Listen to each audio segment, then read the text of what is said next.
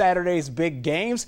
We have some big games on the high school scene on Friday night. In Class 4A, Jacksonville and Cleburne County hook up in a big-time matchup in Region 6. TV24 Sports dropped by Cleburne County practice this afternoon as they put the finishing touches on their game plan for Friday night.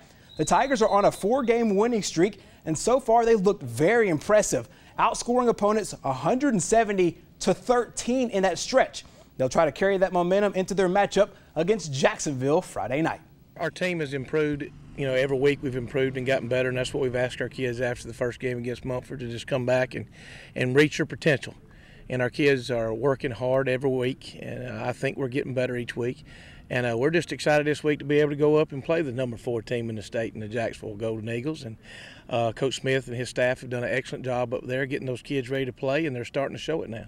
As you heard, Jacksonville comes in as the number 4 team in Class 4A, and like Cleburne County, they've dominated their competition as well. The Eagles are averaging 32 points per game and carry a perfect 6-0 record, but don't expect that part to serve as any extra motivation for these Cleburne County Tigers. For me and for our players here, it's another game.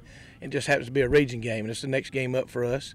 Our kids have played in big games before. I mean, this time last year, we're having to fight for our lives and have to beat Lincoln just to get in the playoffs. And then after that, we won 2 games in the playoffs. So those were big games too, because you're one and done in the playoffs. So our kids have been in those kind of games before. We're excited about going to Jacksonville, but at the same time, we know that we got to go up there and we got to do what we do best in order to have a chance to win. Should be a great one over in Jacksonville. Chad Barnett will be there as our game of the week. Will present to you those highlights. We'll have several other highlights as well as the scores to every game, featuring teams in the East Alabama community. Anniston head coach Eddie Bullock will join us in studio. Our cameras headed out to Westbrook Christian, Alexandria, Etowah, Sachs, Munford, many other places to find out where we're all going.